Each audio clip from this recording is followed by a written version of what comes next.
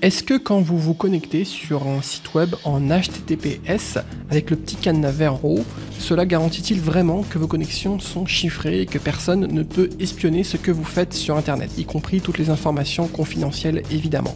Dans cette vidéo, vous aurez des éléments de réponse.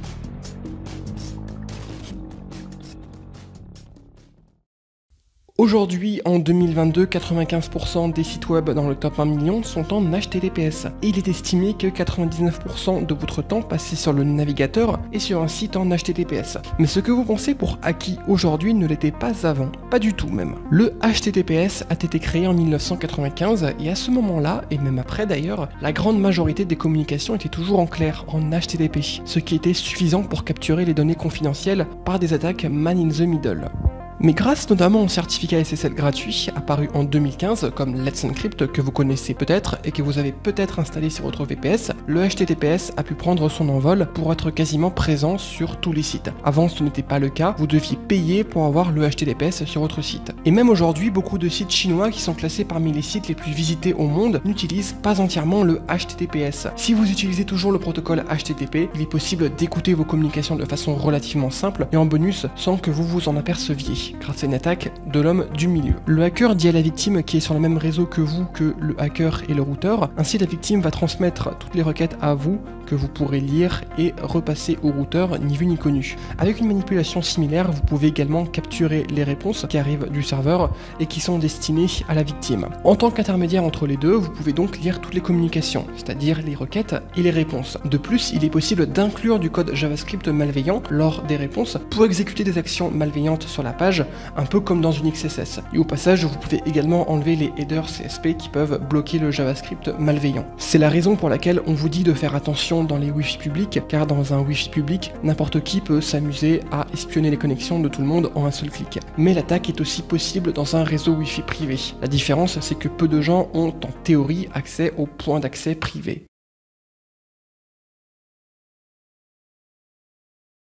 Un bon protocole de chiffrement garantit la confidentialité, que les données ne soient pas lues par un intrus, l'intégrité des données, le fait qu'elles ne soient pas modifiées en cours de route, et l'authenticité des données, que la réponse vient bien du serveur et pas du hacker à la place. Chacune de ces propriétés est aussi importante que les autres en cryptographie. Mais dans cette partie, on va s'attaquer à l'authenticité. Si jamais vous tapez http://google.fr ou tout autre site web, normalement sur la plupart des sites HTTPS, la configuration du serveur web fera en sorte que vous soyez directement redirigé sur le site en HTTPS. Ainsi, le serveur va refuser de se charger en HTTP et l'utilisateur va être obligé d'utiliser le HTTPS. Donc normalement, il pourra rentrer ses identifiants en sécurité sans qu'une attaque man in the middle puisse altérer ou déchiffrer les données. Mais dans notre cas, imaginons que vous tapiez quand même http://google.fr sur votre machine et sur la barre d'URL. Moi, je peux intercepter votre connexion grâce à une attaque man in the middle car elle est en HTTP et je pourrai également la modifier. Et plus précisément, je vais la transformer en une requête HTTPS et je vais l'envoyer au serveur de Google qui va me renvoyer une page en HTTPS. Et moi, cette page en HTTPS, je vais la retransmettre à l'utilisateur, mais je vais la retransformer en HTTP. Ainsi, pour la victime, la page sera bien en HTTP et le méchant pirate pourra lire les requêtes et les réponses. Alors que pour le serveur, les requêtes sont bien en HTTPS, car le méchant pirate envoie des requêtes en HTTPS. Ainsi, vous voyez qu'il est possible de passer outre la protection HTTPS. Il suffit juste que la victime ait tapé une fois HTTP. Alors par contre, si la victime tape HTTPS sur la barre d'URL, cela ne marchera pas, car même si vous pourrez intercepter la requête, vous ne pourrez pas la lire car le contenu est bien évidemment chiffré. Par contre, même si vous chargez le site en HTTPS, mais que vous chargez à l'intérieur de ce site des pages en HTTP, un pirate pourra très bien intercepter votre connexion et la faire passer après en HTTP pour le reste du temps. Et au passage, modifier les liens HTTPS sur le site en HTTP pour être sûr que vous cliquez bien sur de l'HTTP et non sur de l'HTTPS. C'est pour ça que mélanger HTTP et HTTPS sur un même site peut être dangereux. Cette attaque s'appelle le SSL Strip, elle permet de downgrade votre connexion de l'HTTPS en HTTP, sans que le site puisse vous rediriger en HTTPS. Mais rassurez-vous, si vous chargez des sites en HTTP, le navigateur vous montrera avec un gros cadenas rouge que votre connexion n'est pas sécurisée. Et donc vous y penserez plusieurs fois avant d'envoyer des informations sensibles. Cependant, cette attaque reste quand même assez dangereuse car il y a quand même des gens qui vont ignorer l'avertissement et qui vont quand même envoyer leurs informations confidentielles.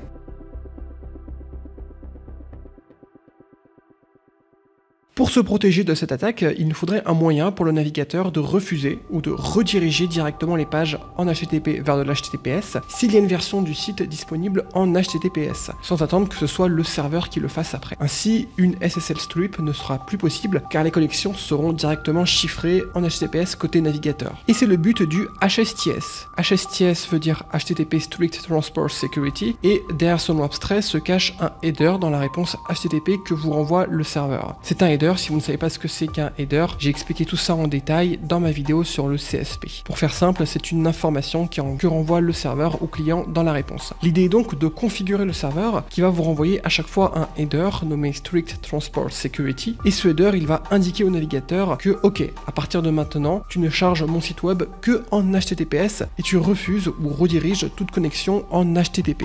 Dans ce header, en général, on indique une valeur pour max age qui signifie pendant combien de secondes garder le HSTS. En général, il est mis à 31 536 000, soit environ un an, et on peut également dire au navigateur d'inclure les différents sous-domaines du site internet si nécessaire, en indiquant également la directive include subdomains. Voici un petit exemple. Si vous vous baladez sur internet, sur Google par exemple, vous pouvez très bien faire un clic droit, inspecter l'élément, puis aller dans réseau et voir les headers d'une requête HTTP.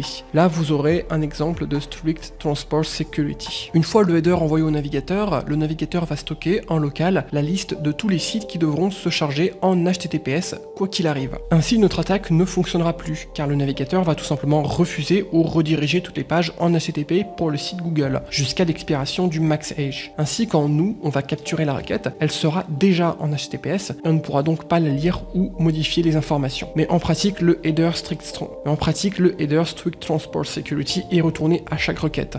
Donc la date de fin du HSTS est sans cesse repoussée d'1 an.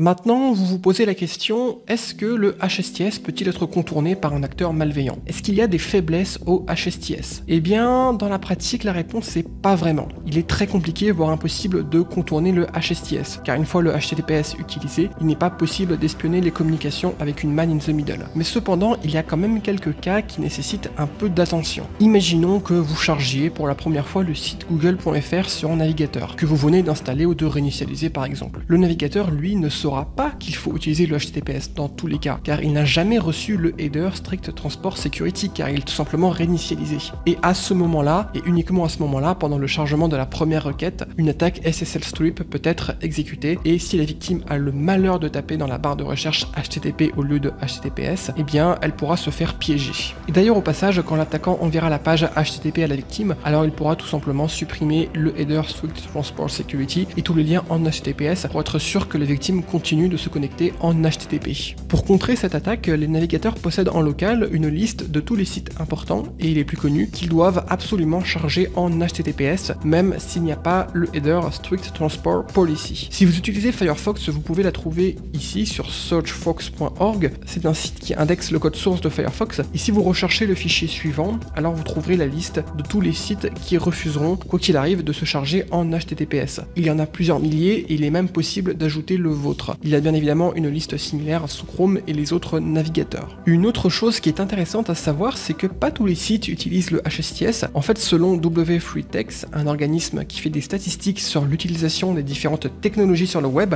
seulement 25% des sites internet utilisent le HSTS. Alors je vous rassure, c'est le cas des sites les plus connus, c'est vrai, mais 25% cela reste quand même trop peu. Cela signifie qu'une attaque par SSL strip pourra marcher sur les 75% des sites internet restants. Troisième attaque, qui est également assez dangereuse, c'est le fait de garder le HTTPS lors d'exploitation man in the middle, mais en forçant la victime à utiliser des versions d'HTTPS plus anciennes, qui seraient vulnérables à des failles de sécurité. HTTPS utilise les protocoles TLS 1.0, 1.1, 1.2 et plus récemment 1.3, ou plus anciennement SSL 2.0 ou 3.0 qui est l'ancêtre du protocole TLS, pour chiffrer les données. Donc normalement, tous les sites internet sécurisés doivent refuser les connexions TLS en dessous de la version 1.2, car elles sont vulnérables à des failles plus ou moins graves. Mais en 2022, 68% des sites internet acceptent le TLS 1.0, peut-être exploitable dans certains cas. Et 7% des sites acceptent toujours le SSL 2.0 ou SSL 3.0 qui sont encore moins sécurisés. Ce sont des standards qui datent d'avant les années 2000. Je mettrai des liens dans la description pour que vous puissiez vous renseigner sur certaines de ces failles, car c'est trop technique pour une vidéo YouTube ici.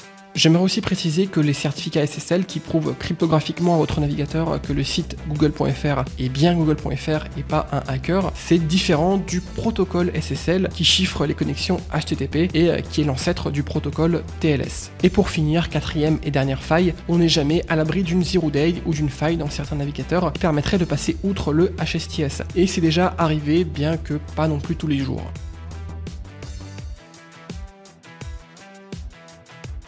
Je trouve que toutes ces protections HTTPS, c'est une bonne démonstration du jeu du chat et de la souris en hacking. Quand le HTTP a été créé, les hackers ont trouvé un moyen de vous espionner grâce au man in the middle. Le HTTPS a donc été créé, et cette fois-ci, les hackers ont cassé plusieurs anciennes versions de ce standard. Ainsi, un HTTPS plus robuste a été créé, notamment avec les versions de TLS 1.2 et 1.3. Mais là, les hackers ont réussi à downgrade les connexions HTTPS en HTTP. Et donc contourner cette sécurité. Le HSTS a donc été créé pour pallier à ce problème. Mais il y a quand même cette faille à la première requête qui pouvait être exploitée. Et donc du coup pour finir, le préchargement HSTS des sites a été créé pour que cela ne soit plus possible. Ainsi, toutes ces protections combinées sont beaucoup plus robustes qu'avant. D'ailleurs, ce jeu du chat et de la souris s'applique dans quasiment tous les domaines du hacking. Et c'est ce qui permet au protocole et au domaine de l'informatique de progresser et de trouver de nouvelles idées. C'est par la cybersécurité, vous pouvez vous abonner à la lettre du hacker où je vous envoie par mail 1 à 3 fois par semaine des conseils pour apprendre la sécurité informatique, ainsi que du contenu confidentiel sur la cybersécurité que je ne poste pas sur YouTube pour des raisons évidentes. Le lien est dans la description, ne vous inquiétez pas, c'est gratuit et vous pouvez vous désinscrire en un seul clic. Pour plus de vidéos, n'oubliez pas de liker, de commenter et d'appuyer sur la cloche pour être sûr de ne rien rater. Ça ne vous coûte rien et c'est vraiment le meilleur moyen d'aider la chaîne pour me pousser à faire plus de contenu. En attendant, je vous dis à bientôt pour de nouvelles vidéos sur la cybersécurité.